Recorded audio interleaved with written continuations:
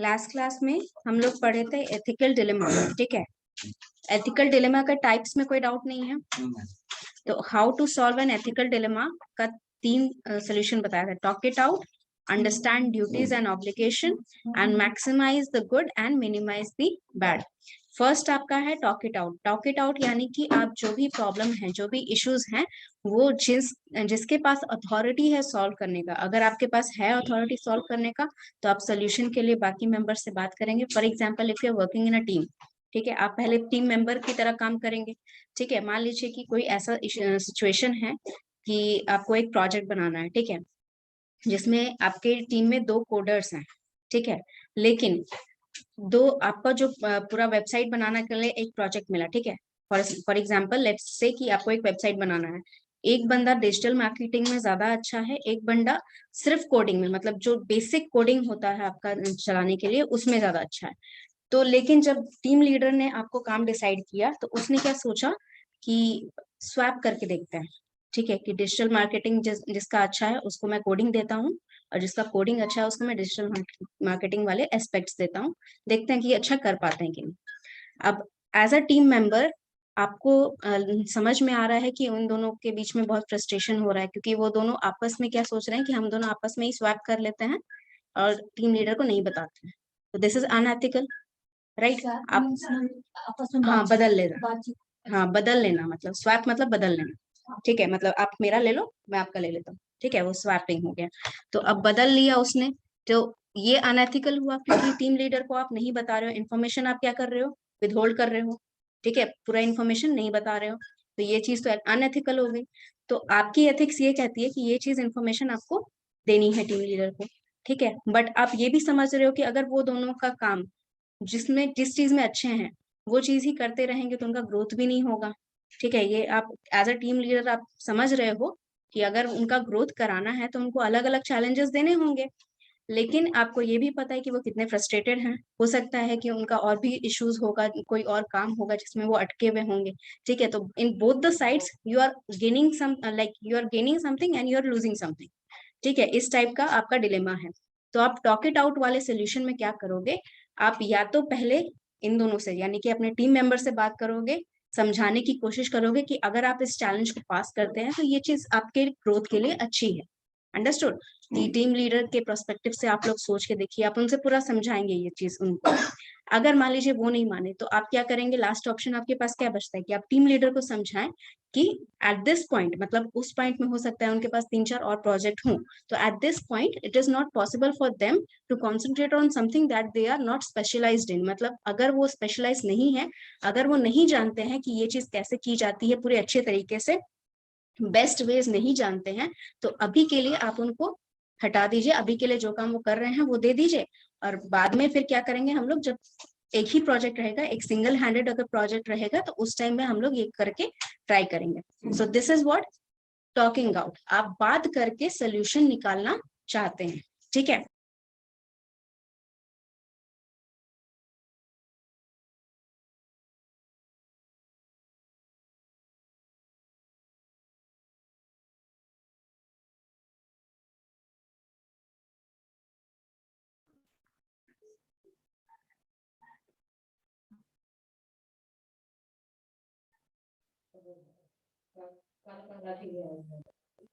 Ma'am please unmute yourself.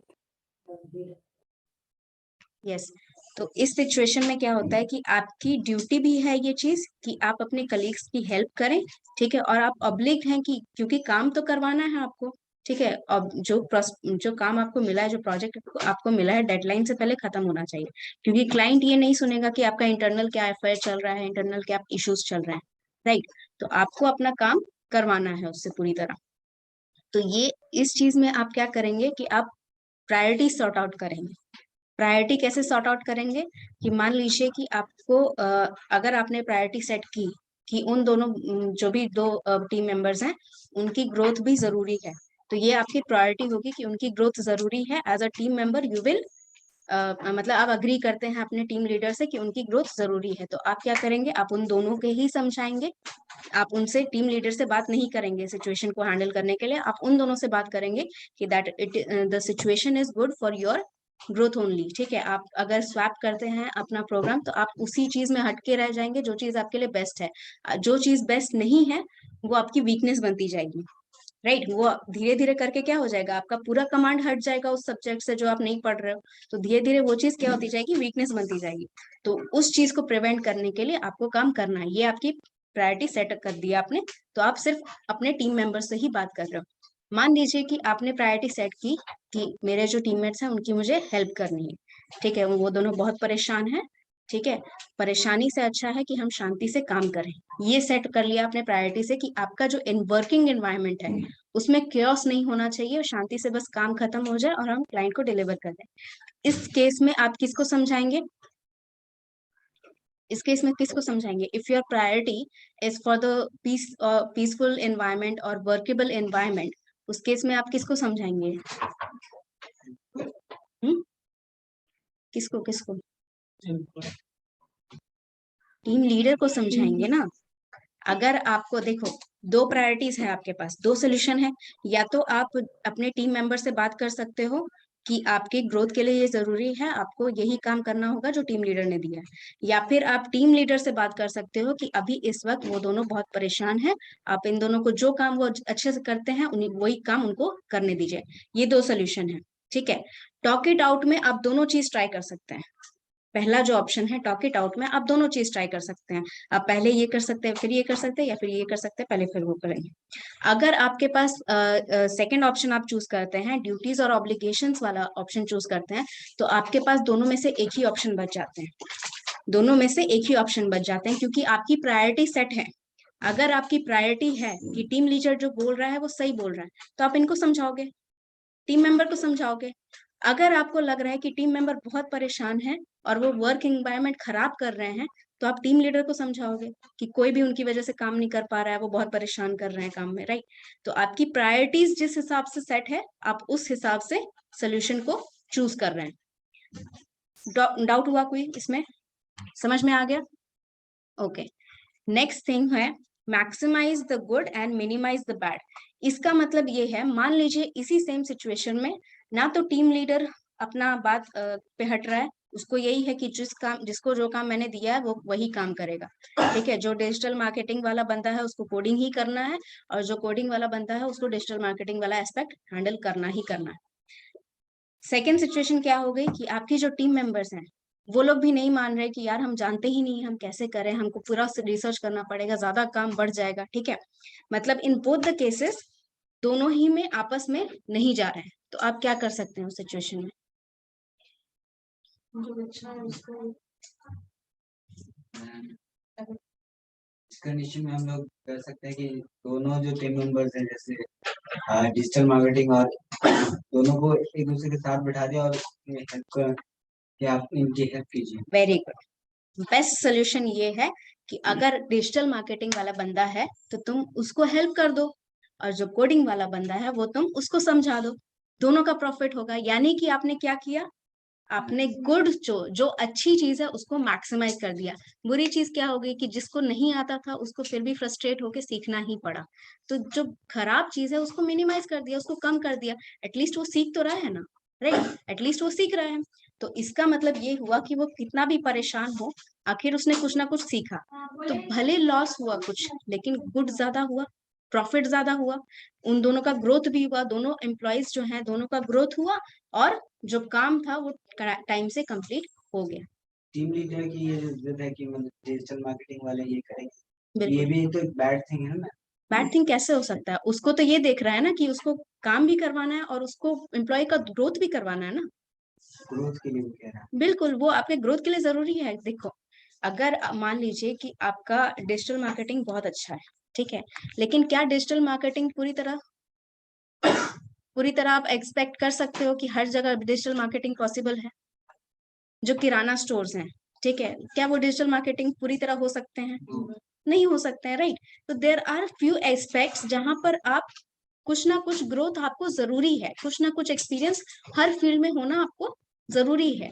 अगर मान लीजिए कि आप एचआर की ड्यूटी कर रहे हैं तो इसका मतलब ये नहीं है कि आप आईटी वाला कुछ भी नहीं जाने, ठीक है। बेसिक कंप्यूटर नॉलेज तो आपको भी मांगेगा, राइट। कि एक्सेल पे काम करना आना चाहिए, वर्ड फाइल बनानी आनी चाहिए, पीडीएफ बनाने आने चाहिए, ये सारी कॉमन रिस्क तो आपको भी करने पड़ेंगे ये सारी चीजें। तो जो बेसिक चीज है वही अगर नहीं जान रहे हो, मान लो कि अगर आपके पास कुछ एक्सपीरियंस है, रियल लाइफ एक्सपीरियंस है अकाउंटिंग्स हैंडल करने का, क्या वो आपको हेल्प नहीं करेगा जब आप एचआर की जॉब करेंगे? तो कैसे हेल्प कर सकता है? एचआर का क्या रिस्पॉन्सिबिलिटीज होता है? जितने भी पेरोल ही नहीं होता, और भी बहुत, पेरोल्स हो गया, रिक्रूटमेंट हो गया, एम्प्लॉय, हाँ, ये सारी चीजें आपकी जिम्मेदारी है। तो अगर आपको अकाउंटिंग्स का हैंडल है, तो मान लीजिए कि अकाउंटेंट ने कुछ गलती कर दी, तो आप पकड़ पाएंगे? मान लीजिए आपको बिल्कुल नॉलेज नहीं है, तो आप नहीं पकड़ पाएंगे, वो गलती गलती ही चली जाएगी, राइट? अगर किसी को नॉलेज नहीं है, ऊपर अगर उनके अथॉरिटी प्लेसेस में जो है उनको नॉलेज नहीं रहेगा, तो वो तो गलती आगे ही बढ़ते जाएगी। अब उसमें किसकी गलती है? जिसको काम दिया है उसकी, या जिसने चेक किया उसकी? चेक करने वाले की गलती ऑब्वियसली, क्योंकि उसने अप्रूव किया साइन करके। तो आपको नॉलेज कभी भी कुछ खराब नहीं करता है, ठीक है? एक्स्ट्रा नॉलेज होने से वो और हेल्प करता है आपको काम करने में। तो जितनी नॉलेज आपको मिल रही है गेन कर लेनी चाहिए, वो ग्रोथ में ही हेल्प करेगा, ठीक है? मान लीजिए आपको पूरी कोडिंग तो नहीं सीखने की जरूरत है, लेकिन डिजिटल मार्केटिंग में क्या क्या एस्पेक्ट्स हैं वो तो एचआर को भी जानना जरूरी है, राइट? कि डिजिटल मार्केटिंग कैसे होता है, क्या बेसिस है, क्या फायदे हैं, क्या नुकसान है, कैसे किया जा सके उसे, किससे कांटेक्ट किया जाए ताकि हम डिजिटल मार्केटिंग में अपना कंपनी का प्लेस बना सके, राइट? ये सब नॉलेज तो एचआर को जरूरी ही है। अब नहीं रहेगा तो इसमें आप पीछे हट जाएंगे, राइट? तो अपनी नॉलेज हमेशा बढ़ाने चाहिए ताकि आप ग्रोथ कर सके। और यही एक लीडर का सबसे बेस्ट क्वालिटी है कि वो अपने साथ साथ अपनी ऑर्गेनाइजेशन का प्लस हर एक एम्प्लॉय का, हर एक टीम मेंबर का ग्रोथ चाहता है। अंडरस्टूड? कि जो काम है, जो प्रोजेक्ट है, वो टाइम से कंप्लीट भी होना चाहिए और उससे जो टीम मेंबर है वो कुछ सीखे भी। अंडरस्टूड? तो जो आपके जैसे अभी आप एक्सपीरियंस्ड लोगों में और अनएक्सपीरियंस्ड लोगों में क्या फर्क होता है? वो सिर्फ पढ़कर आते हैं। एग्जैक्टली आप पढ़ के गए हैं, ठीक है, आपके पास बेसिक नॉलेज बहुत सारी है, लेकिन यही चीज अब आप कंपनी में जाएंगे तो हो सकता है कि आपको रेगुलर बेसिस पे सारी चीजों पे काम नहीं करना पड़े, लेकिन कभी कभी हो सकता है कि वो चीजें काम आएंगी जो आपने पढ़ी हैं, राइट? तो उसको अगर आप रिवाइज करते रहते हो, या उसको आप एक तरह से कह सकते हैं कि अलग अलग चैलेंजेस आप फेस करते रहते हो, तो वो आपकी ग्रोथ के लिए अच्छा है ना। तो that is what the duty of a team leader. तो अगर ऐसा कोई सिचुएशन आता है, ऐसा कोई डिलेमा आता है आपके पास कि अगर मतलब आपको लग रहा है कि कोई आपसे ज्यादा अथॉरिटी जमा रहा है, या फिर आपको जबरदस्ती कुछ काम करने बोल रहा है, तो it might be the case that they want your growth, ठीक है? ऐसा नहीं कि जरूरी हमेशा कि वो अथॉरिटी ही जमा रहा है, ऐसा भी हो सकता है कि वो आपकी खुद की ग्रोथ के लिए कर रहा है। तो before taking action you have to know कि पूरे एस्पेक्ट, ठीक है? वो कहते हैं ना कि प्रोस्पेक्टिव चेंज करना चाहिए आपको, अपने ही प्रोस्पेक्टिव से नहीं, आपके जो सामने वाला बंदा जो कह रहा है उसके भी प्रोस्पेक्टिव से आपको सोचना है। Understood? Any doubt regarding this? उसके भी नजरिए से। हाँ हाँ, वही प्रोस्पेक्टिव, मतलब वही हिंदी नहीं समझ में आ रहा था मुझे, उसके भी नजरिए से आपको देखना है, ठीक है? और कोई डाउट है इसमें? ये कंप्लीट हो गया। Online students, any doubt regarding the dilemma? No ma'am. चलिए ठीक है, तो डिलेमा खत्म हो गया हमारा। एक टॉपिक और है, इसको लिख लो, ethical lapses. Ethical lapses, 1 minute मैं बोल के लिख लूं, लैप्सेस।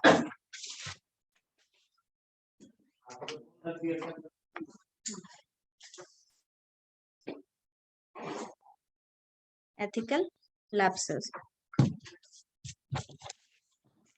लैप्स मतलब पता है किसी को?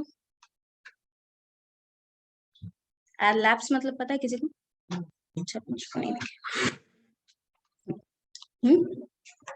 Collapse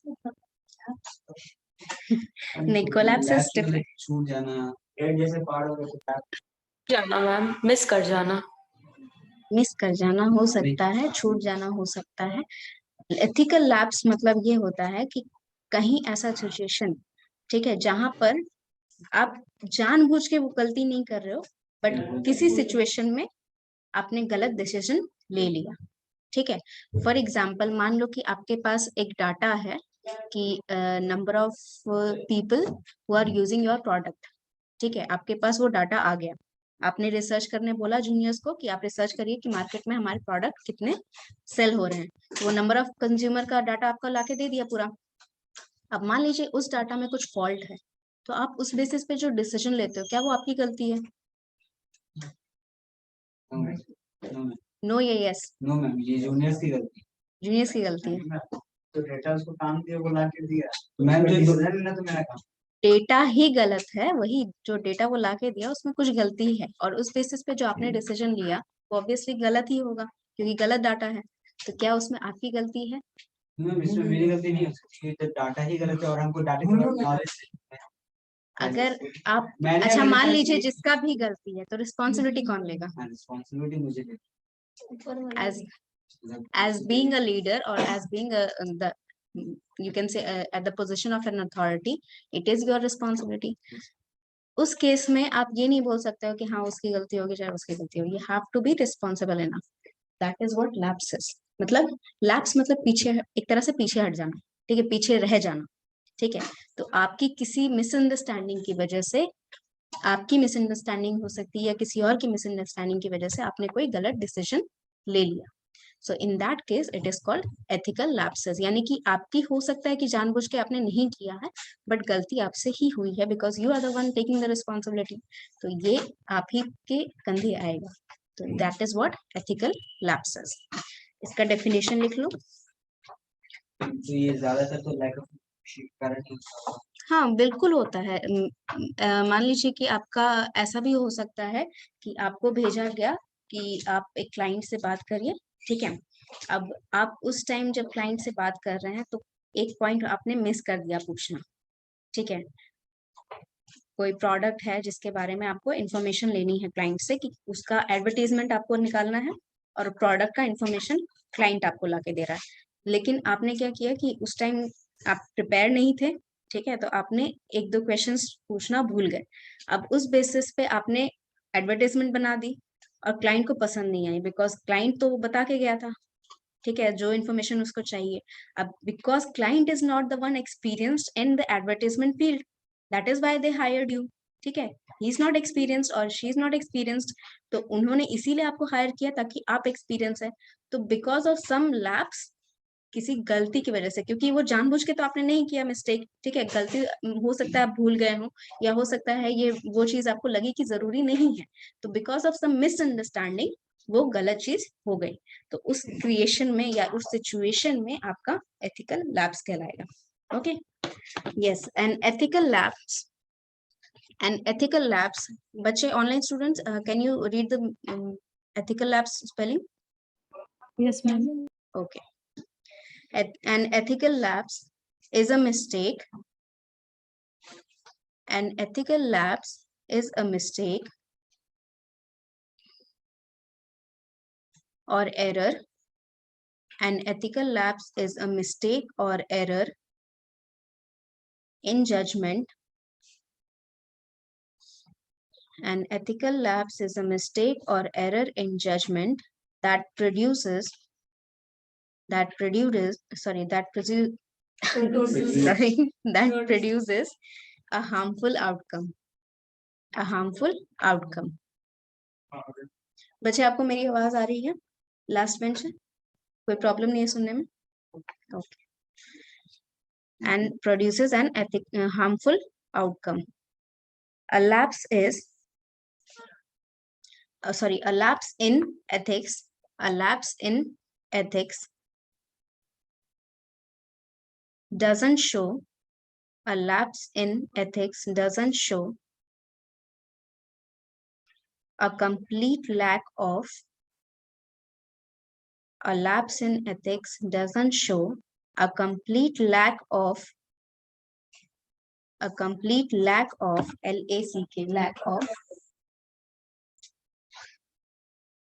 lack of integrity.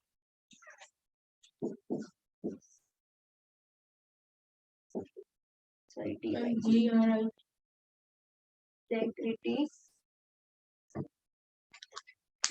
integrity, comma,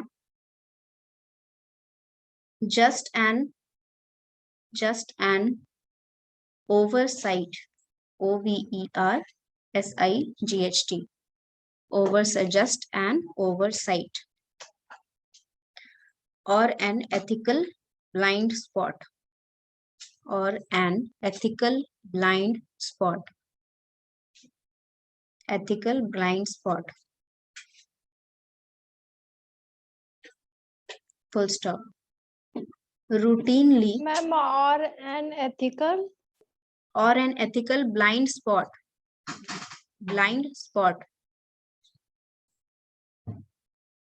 full stop. Routinely, routinely,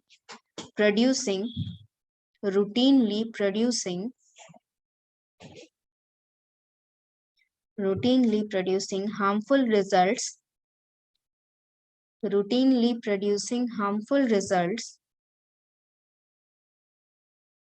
routinely producing harmful result is not considered as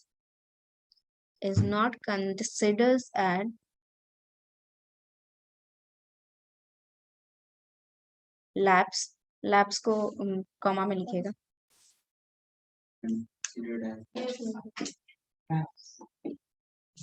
comma में लिखिएगा lapse, comma, that's just considered unethical, that's just considered unethical.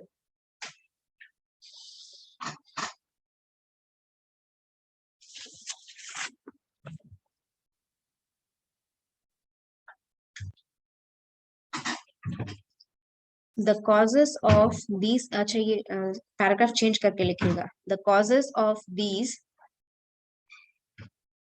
THESE,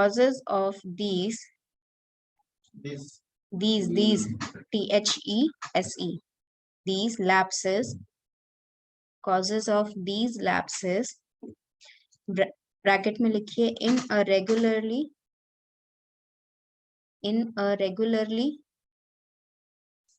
ethical person, in a regularly ethical person, bracket close,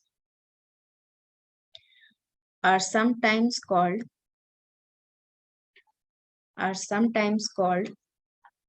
fallacies. Fallacies. FALLACIES, fallacies. Full stop. हाँ, वही तो बताया. The causes of these lapses, जो वजह होती है जिनकी वजह से ये lapses होते हैं. जो रेगुलर, हाँ, जो रेगुलर एथिकल पर्सन है, जो कभी गलती नहीं करता है इस तरह की, वो कभी कभी कोई मिस्टेक कर देता है, तो वो जो वजह होती है जिसकी वजह से करता है, उनको फैलेसीज बोलते हैं. CIES में, हाँ, CIES. A fallacy is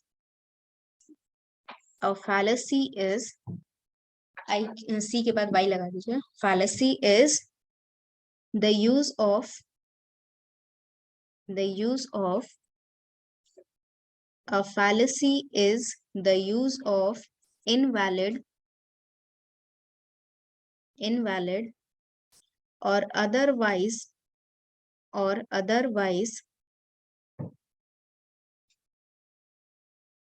faulty reason, FAULTY,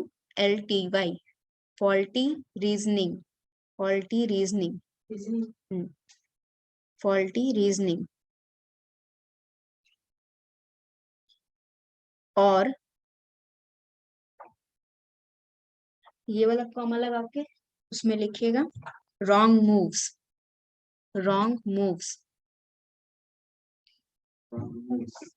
moves in the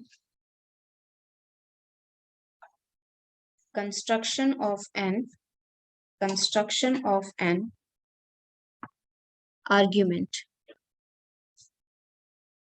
construction of an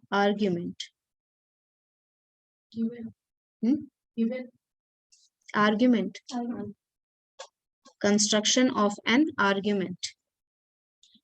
मतलब क्या हुआ? ये तो पूछा था, faulty reasoning. Fallacy is the use of invalid or otherwise faulty reasoning. मतलब कि जो fallacy होता है उसका मतलब ये होता है कि आप जो रीजन हो सकता है जिस वजह से आप लैप्सेस हो रहे हैं आपके द्वारा, जो आउटकम निकल रहा है वो नेगेटिव निकल रहा है या फॉल्टी निकल रहा है, वो इस वजह से जो रीजंस होते हैं, ठीक है, या तो वो इनवैलिड रीजन है, ठीक है, या तो ऐसे रीजन है जिसको एक्सेप्ट नहीं किया जा सकता है, ठीक है। वैलिड मतलब क्या, एक्सेप्टेबल, इनवैलिड मतलब जो एक्सेप्ट नहीं किया जा सकता है, या फॉल्टी रीजनिंग यानी कि कुछ ऐसा चीज जो आप समझ लीजिए, if you are judging someone on the basis of how they talk to a certain person, ठीक है। मान लीजिए कोई बंदा है जो एक सर्टन पर्सन से बात कर रहा है लेकिन बहुत रूडली बात कर रहा है, you don't know both of them, आप नहीं जानते कि वो दोनों में से किसी को भी नहीं जानते, बट आपके दिमाग में ये तो आएगा कि वो बंदा बहुत रूडली बात कर रहा है, that is what,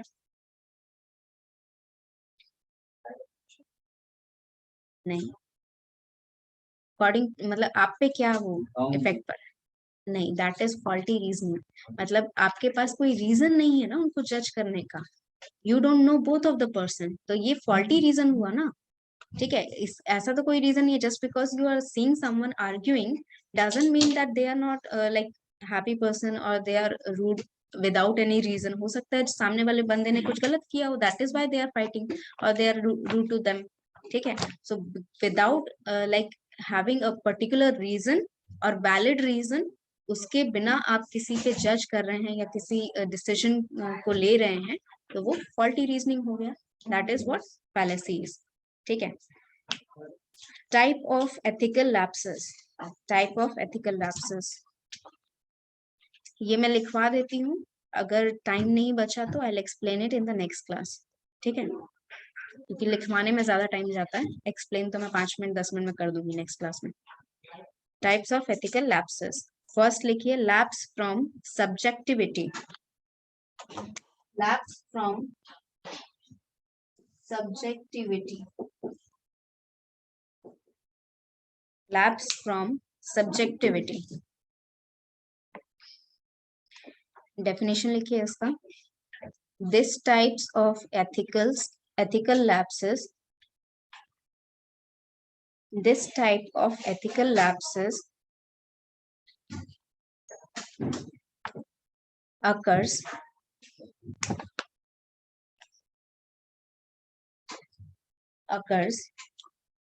when an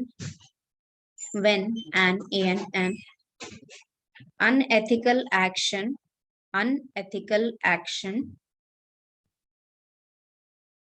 is allowed. This types of ethical lapses occurs when an unethical action is allowed due to the idea that morality, morality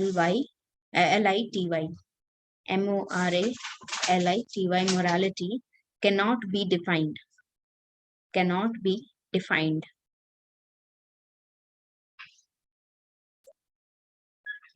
लिख लो सारे, फिर एक्सप्लेन करेंगे, टाइम बचेगा तो। सेकेंड है lapse from attempted tolerance, attempted P होगा ना, हाँ होगा यहाँ पर, P tolerance, attempted tolerance, definition लिखिए, tolerance lapses,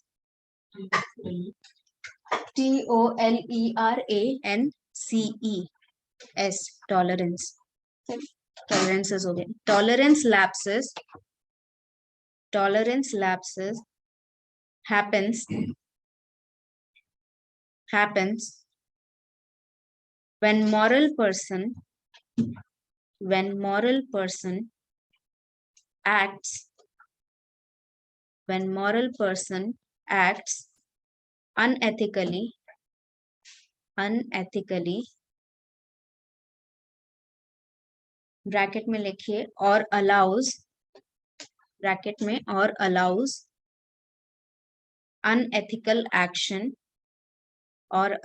unethical action bracket close, action, bracket close, in an attempt, ATTEMPT, in an attempt to keep from offending anyone, to keep from offending anyone, From offending anyone, OFFENDING, offending anyone. Third is authority fallacy, authority fallacy, Paris, authority fallacy. This lapse occur when someone acts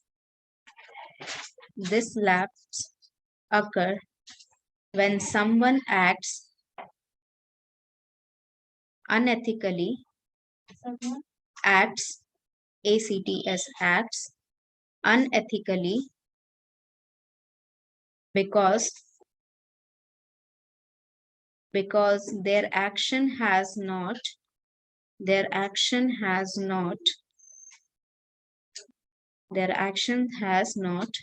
been deemed, been BEEN, been DEEMED, deemed, ठीक है. Unethical, deemed unethical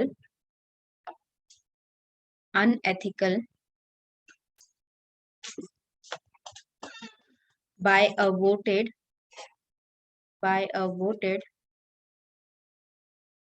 authority. By authority कर लो, voted हटा दो, authority. वो depend कर रहा है, वो सिचुएशनल लिखा है इसीलिए उसके नीचे वो सिचुएशन बताया था, डेफिनेशन में नहीं आएगा अथॉरिटी का.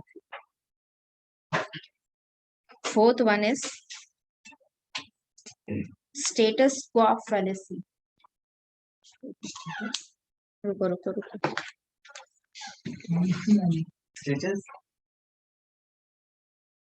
Status quo fallacy,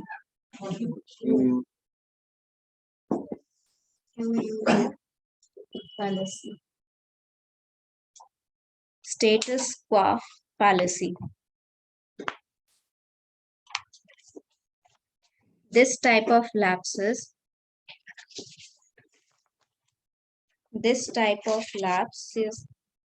in judgment. This type of lapses in judgment happens. This type of lapses in judgment happens because the unethical act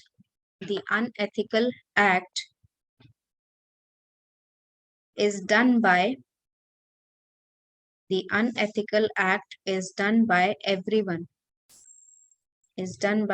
everyone, comma, has always been done or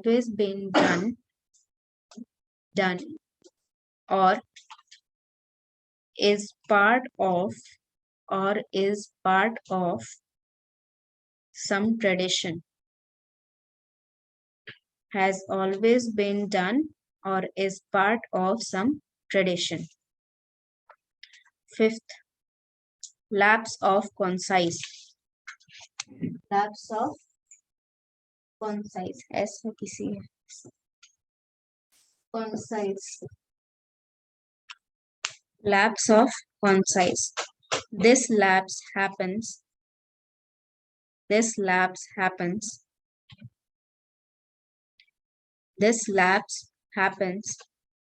when someone decides to go